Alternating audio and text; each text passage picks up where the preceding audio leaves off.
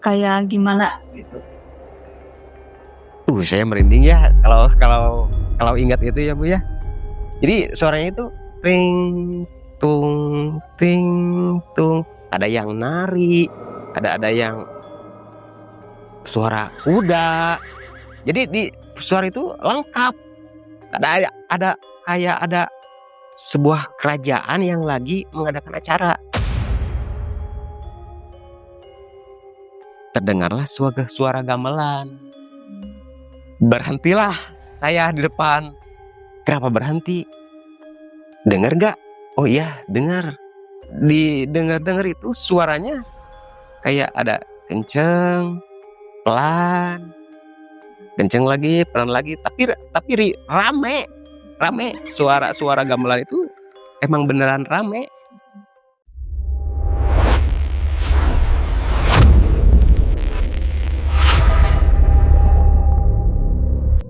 Selamat malam sahabat Domis. Pada malam hari ini saya menghadirkan narasumber yang mempunyai kisah mistis saat melakukan pendakian.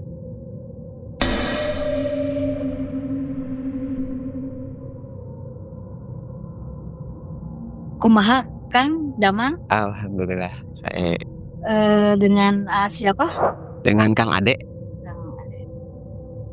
Katanya Kang Ade mempunyai kisah mistis pada saat melakukan pendakian. Boleh diceritakan sedikit? Iya, saya pernah mengalami kejadian mistis di sekitar di tahun 2019 di salah satu gunung lokal yang ada di Jawa Barat.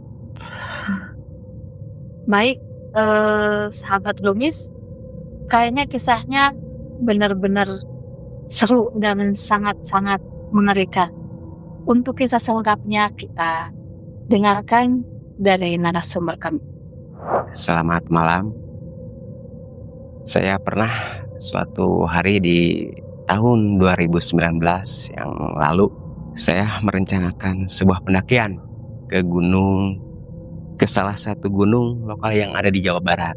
Ya, pada waktu itu saya beserta teman-teman saya yang sedang asik nongkrong, tiba-tiba kepikiran untuk merencanakan sebuah pendakian ke salah satu gunung. Pada waktu itu saya dan teman-teman sudah sepakat di hari Sabtu kita berangkat. Namun pas sore hari Jumatnya itu tiba-tiba teman saya yang bernama Usep membatalkan untuk keberangkatan hari itu. Malam dia itu bermimpi didatengin salah satu almarhum kakeknya.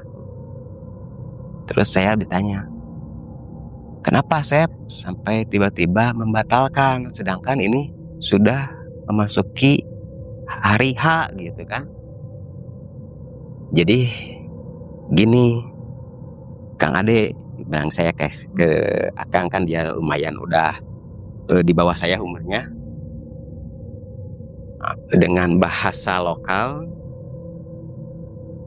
Aki abdi wengi mah nyeros kieu, jang maneh tong ka mana-mana isukan geus we cicing di imah. Tah kitu Kang. Jadi saya bertanya kan, jadi gimana rencana kita gitu kan. Yang dua lagi teman saya itu langsung ngedon. Jadi tiba-tiba mereka tadinya berenam, yang dua itu tiba-tiba sama-sama jadi gak ikut.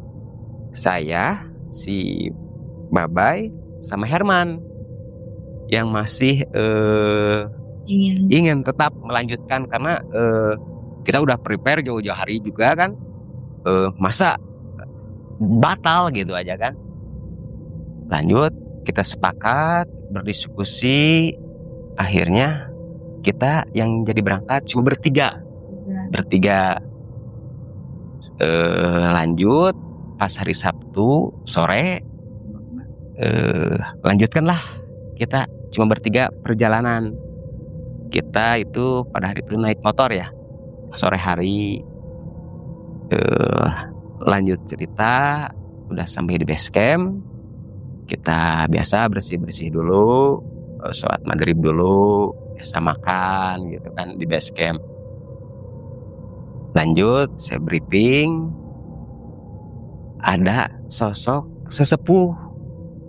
sesepuh yang bilang kayak gini ke kami bertiga, mau berangkat jam berapa? Saya bilang, ya sesudah isya Pak. Oh iya, cuma dari sana si bapak itu sempat ngasih instruksi buat kami bertiga. Ya udah, cuma pesan bapak, kata si bapak itu kan Bu ya, pesan bapak jangan berhenti di pos 2 apapun alasannya. Kalian tidak boleh lewat jalan itu, sangat berbahaya. Apakah ada jalur alternatif, Pak? Ikuti saja jalan ini sampai ujung, jangan menyimpang. Saya bertanya, kenapa Pak? Gak usah bertanya-tanya, pokoknya jangan berhenti di pos 2 pada waktu itu. Saya gak banyak bertanya sama teman-teman, langsung aja berangkat. Naik pas itu malam ya, malam naik, perjalanan masih normal gitu. Kami biasa sambil dengerin musik, sambil ngobrol-ngobrol perjalanan ya pada malam itu. Pas nggak lama itu sudah nyampe pos 2, tiba-tiba teman saya yang bernama Babai buang air kecil. Nah dari situ kan saya mengingatkan dengan bahasa lokal kami, Bay, tahan heula, ulah eureun di pos 2, kata si bapak yang di bawah. Si Babai langsung berhenti. Dia cuma menengok ke saya gitu kan. Aduh, tanggung. Ya udah cepat-cepat, kata saya kan. Buru-buru. Si Babai menghiraukan. Ya udah lanjut we, sok heula, kata si Babai gitu. Ya udah, lanjut. Cepat-cepat. Nah, gitu kan. Lanjut perjalanan dari pos 2. Lanjut pos 2, kita menuju di pos 3 kan. Si Babai itu tadi bisa kesusul. Iya, bisa kesusul. Ada di belakang, saya lihat ke nekong ke belakang, oh masih ada, oh iya aman gitu kan. Saya sama Herman juga sempat lihat-lihat, masih ada, aman. Setelah si Babai kencing, kami melanjutkan perjalanan. Selang beberapa menit, mulailah keanehan muncul. Saya melihat ada satu pohon bergerak sendiri, padahal di sekitaran pohon itu nggak ada angin. Cuma satu pohon itu aja yang bergerak gitu kan. Dan setelah saya lihat-lihat ke arah ke kiri, kanan, ke atas, memantau gitu kan situasi, takutnya ada apa ini gitu kan. Di atas kayak ada sekelebatan sejenis kelelawar, cuma besar ukurannya Bu. Ukurannya sekitar berapa itu, besar, pokoknya itu besar. Dari situ kami udah mulai panik. Kami sambil baca-baca, berdoa-doa sambil melanjutkan perjalanan. Tibalah di pos 3. Di pos 3 itu barulah kami bisa istirahat sebentar gitu kan. Karena pada waktu itu sekitar pukul 10 kalau nggak salah, sekitar 10-11 lah, udah malam juga kan. Kamilah istirahat, biasa kami minum dulu, ngopi dulu. Pada waktu kami istirahat, ada pohon besar. Cuma yang saya jadi aneh, itu di balik pohon itu ada penampakan tinggi besar juga gitu kan. Jadi isi pohon itu kayak kembar. Padahal cuma satu pohon.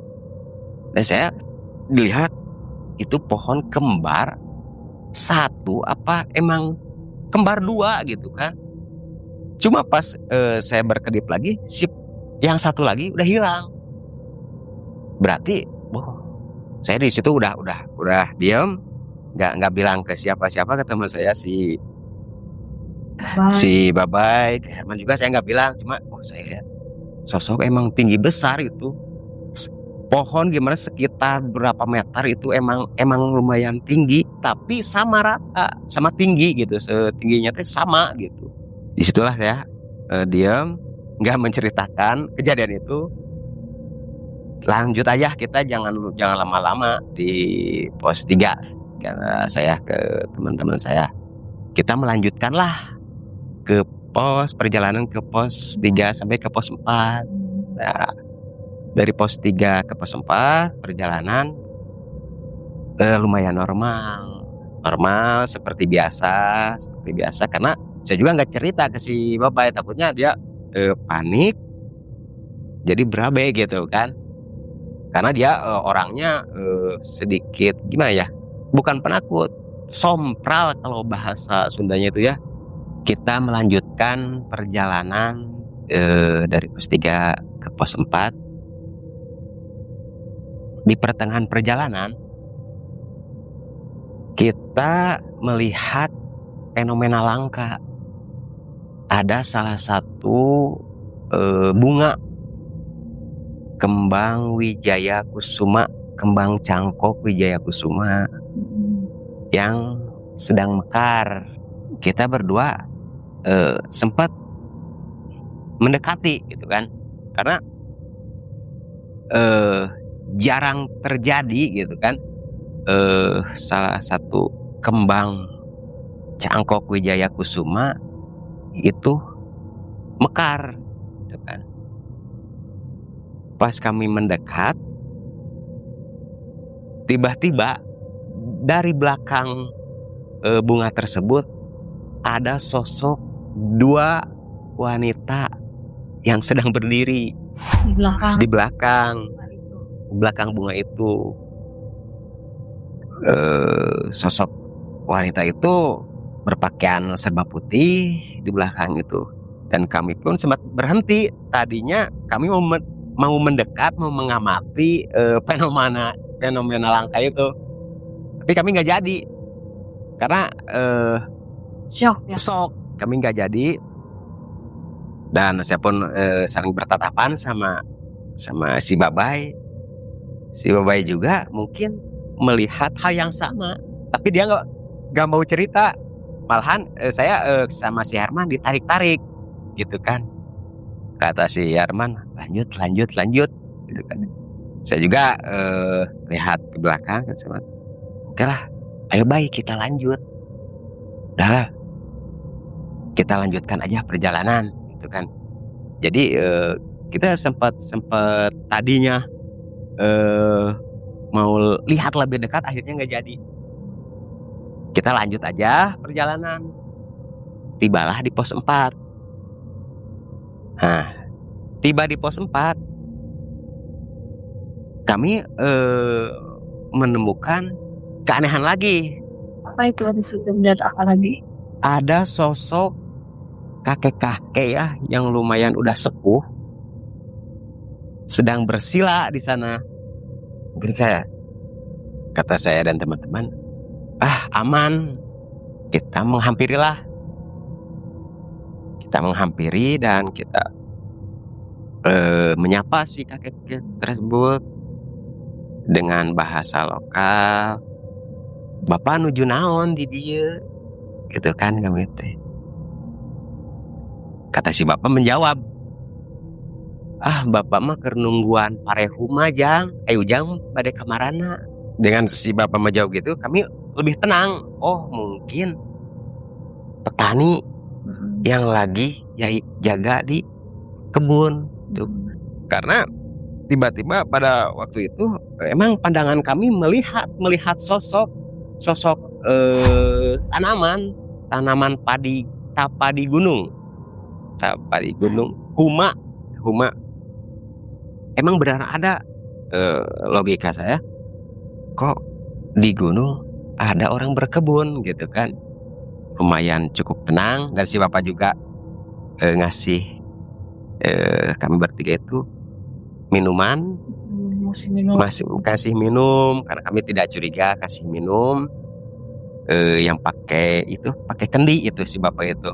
Si bapak juga masih lagi ngerokok. Kami juga sempat menghabiskan rokok. Gak sampai habis rokok itu, kami pamitan lah sama si bapak itu. Cuma ada satu yang sedikit aneh, ada tercium wangi dupa. Mungkin si bapak bakar-bakar apa gimana. Kami pun udahlah, nggak bertanya banyak. Kami pamitan lah sama si bapak. Coba juga ya, mangga jang, hati-hati we di perjalanan, kata si bapak itu. Ku bapak didoakan sing selamat ya, hatur nuhun pak, kata saya dan teman-teman. Sambil pamitan, sambil salaman sama si bapak itu, kita lah lanjutkan perjalanan dari pos 4 itu kan ya. Dari pos 4 kita melanjutkan perjalanan. Dari situ perjalanan lanjut aja perjalanan seperti biasa, seperti normal biasa. Jadi Nggak ada aneh-aneh. Selang beberapa menit juga nggak ada aneh. Sambil kita mikir perjalanan, kata saya ke si babai, bener tuh eta si bapak lagi berkebun gitu kan. Kata si babai dengan jawaban singkat, ya bener atuh, emang maknya jurig gitu kan, kata saya. Ya udahlah, kita fokus perjalanan aja, lanjut perjalanan. Tibalah kita di pos 5. Di pos 5 kita melihat sosok lagi sama bapak-bapak juga, satu orang. yang tadi yang di pos 4 bukan? Bukan, saya mengira bukan gitu kan. Pas saya samperin, ternyata si bapak yang ada di pos 4. Saya dan teman-teman sempat kaget. Emang beneran kaget dengan pakaian yang sama, dengan kendi yang sama, dan yang lebih anehnya, si bapak lagi ngerokok itu belum habis. Posisinya sama kayak. Posisinya sama, cuma beda pos. Di situ saya mulai benar-benar hilang konsentrasi. Dari pos 4 saya menyapa si bapak itu. Tapi pas pos 5 saya lihat si bapaknya sosok yang sama. Tadinya udah capek mau berhenti, akhirnya kita melanjutkanlah dengan langkah yang cepat. Kita nggak menghiraukan. Saya juga nggak lihat si bapak, nggak lihat si Herman, jalan cepat. Tapi pas dilihat di belakang masih aman. Kita lanjut aja, kita fokus gimana supaya lebih cepat. Terdengarlah suara gamelan. Berhentilah saya di depan. Kenapa berhenti? Dengar nggak katanya? Dengar nggak? Ada suara apa? Oh iya, dengar. Pas dengar itu suaranya kayak ada kenceng, pelan, kenceng lagi, pelan lagi, tapi rame. Suara gamelan itu emang beneran rame. Nah, dari situ udah kita semua mungkin lelah, mungkin udah capek, benar-benar capek. Kita benar-benar lanjut lagi, dan kami pun langsung lari sekencang mungkin. Padahal pada waktu itu emang situasinya emang lumayan gelap juga gitu kan. Kami lanjut lari sekencang mungkin, gimana supaya harus sampai puncak gitu kan. Kami lari, tibalah di puncak. Nah, setelah di puncak, kami seperti biasa mendirikan tenda. Kita sambil menghela napas, kami gak sempat bercerita, lanjut aja. Kami dirikan tenda di puncak. Nah itu di puncak udah kedengeran lagi si suara gamelan itu. Udah enggak. Cuma yang paling kencang itu di pertengahan. Itu paling kencang ya. Kami itu waktu nyampe ke puncak jam berapa itu? Itu sekitar jam 4 pagi. Nyampe puncak. Nyampe puncak jam 4 pagi. Berarti waktu tadi mendengar suara gamelan itu kira-kira Mungkin Ya. berarti setengah 4 ya. Kemungkinan setengah 4 ya. kayak gimana gitu. Saya merinding ya kalau ingat itu ya Bu ya. Jadi suaranya itu kayak ada salah satu sesuatu yang kayak ada yang apa ritual apa hajatan apa guna ting tung ada yang nari, ada yang suara kuda. Jadi di suara itu lengkap. Ada kayak ada sebuah kerajaan yang lagi mengadakan acara. Ting tung. Emang kenceng banget. Posisi waktu itu emang suaranya emang kenceng. Kami pun bertiga emang semua dengar suara itu emang beneran kenceng. Pada waktu sebelum pos itu gitu kan. Sebelum puncak itu kedengeran suara gamelan itu emang lumayan kenceng. Jadi sempat jadi langsung lari. Nggak berpikir panjang, langsung lari. Dari situ langsung lari sampai puncak. Pas nyampe puncak, kami pun istirahat di puncak, mendirikan tenda. Terus kami ngobrol lah sama pendaki-pendaki lain. Dirasa cukup lumayan, udah lupa juga kejadian yang di belakang. Kita menikmati puncak seperti umumnya, seperti biasa umumnya ya. Gak kerasa ngobrol sama pendaki lain, udah siang, udah lumayan siang, sekitar jam 10. Kami di situ udah mulai lelah, belum istirahat juga kan, tidurlah jam 10. Pendaki lain juga sama tidur, kami pun tidur. Gak kerasa bangun-bangun jam 4 sore. Jam 4 sore kami bangunnya ya. Kami pun sempat merencanakan turun gunung itu sore hari jam 5 sore.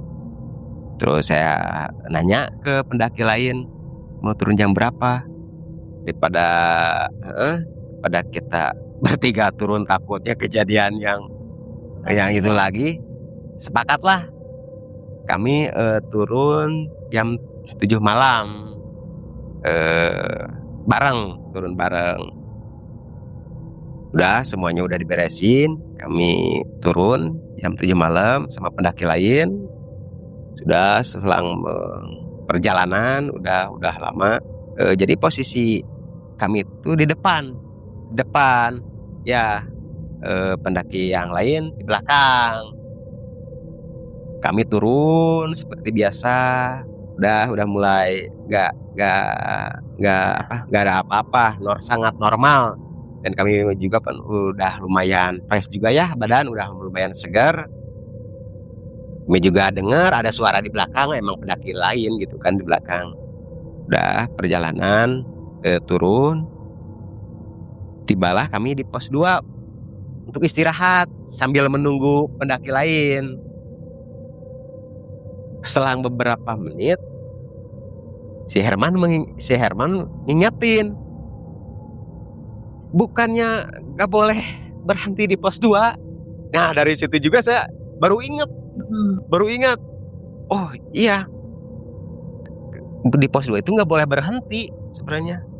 Dari situlah kita cepat-cepat langsung berdiri, lanjutlah cepat-cepat mau turun gitu kan. Sepakat turunlah dari pos 2 untuk ke bawah. Beberapa jam kami kok perjalanan ini nih ada yang aneh gitu kan. Ada yang aneh gini. Kita kayak berjalan di situ-situ aja. Saya berpikir ada pohon yang waktu itu saya ingat itu pohon deket si Babai waktu itu kencing. Kencing situ waktu berangkatnya. Iya. Kok sambil bilang gitu, ini kok berjalan kayak di sini-sini aja gitu kan? Apa kita kesasar gitu kan? Dari situ semua juga udah panik. Mungkin ini emang beneran kesasar. Setelah kami berniat berdoalah sebisa mungkin. Kami berdoa sebisa mungkin sambil melanjutkan perjalanan sambil pelan-pelan berdoa. Nggak lama, sekitar 45 menit kami tibalah di base camp yang tadinya keliling-keliling sekitar 2 jam, itu ke base camp cuma 45 menit. Lebih cepat malah sangat cepat gitu kan. Tiba di base camp. Yang rombongan itu udah nyampe belum? Nah, di situ ada keanehan lagi. Pas sampai di base camp, teman yang di belakang kami pun udah sampai duluan. Di situ juga saya mulai aneh. Kok udah nyampe duluan? Padahal masih di belakang. Si rombongannya itu nanya nggak ke A? Nanya, kemana aja dari tadi ditungguin lama. Oh, padahal posisi pada waktu itu emang posisi kami itu di depan. Oh, dari situlah mulai kami nggak bercerita, walaupun mungkin kami udah enggak juga gitu kan. Oh, mungkin kami kesasar. Oh, udahlah, nggak banyak cerita. Kita istirahat dulu di base camp. Udah istirahat di base camp, kita pun berkemas seperti biasa, bersih-bersih dulu. Kami pun pulang ke rumah masing-masing ya seperti biasa. Belum ada seminggu saya ditelepon sama si Herman bahwa si Babai sakit. Nah, si orang tua si Babai mungkin ngerti gitu kan. Semua orang tua ngerti. Ya udahlah, kita cari ustadz aja, kita obatin. Beberapa menit datanglah Pak Ustadz. Dari situ biasa si Babai kayaknya diobatin, semacam biasalah di ruqyah. Ya, ternyata kata si Bapak Ustadz itu, ini ada yang ikut di gunung, pengen pulang. Si Pak Ustadz juga emang dari ngapain di gunung. Dari si Babai mulai kesurupan, langsunglah si Babai itu seolah-olah kayak pingsan, Bu. Kayak pingsan. Semua kaget. Nanya ke Pak Ustadz, kenapa Pak Ustadz? Nggak apa-apa, kata Pak Ustadz, biar istirahat dulu katanya. Udah aja sama si Herman, udah ya, diam dulu di rumah si Babai. Sama keluarga biasa kumpul-kumpul. Nah, dari situ karena udah sore juga kan, si Babai juga udah lumayan siuman ya, dari mungkin istirahat. Kami pun tenang. Saya juga minta maaf ke keluarga karena saya juga emang lumayan dituakan gitu kan. Si bapaknya juga, ya udahlah, ntar mungkin kata-kata si bapak juga, kata orang tua dari sana, lain kali mah emang harus hati-hati katanya, kata orang tua si bapak. Ya Pak, mungkin kelalaian kami memaksakan untuk tetap mendaki. Mungkin jadi gini Bu ya, pelajaran buat kami juga untuk kemanapun, mau ke gunung, mau ke sungai, intinya keluar rumah tetap harus ada satu izin orang tua mungkin ya, pengalaman itu untuk berbagi pengalaman. Dan emang benar juga pepatah orang tua itu emang nggak boleh dilanggar gitu. Kalau udah nggak boleh ke sana, nggak boleh ke sini, udahlah, jangan memaksakan. Dari situ udahlah, nggak terjadi apapun lagi, alhamdulillah. Sampai detik ini sekarang sembuh, alhamdulillah. Demikian kisah dari narasumber kami. Semoga bermanfaat bagi sahabat Domis. Wassalamualaikum warahmatullahi wabarakatuh.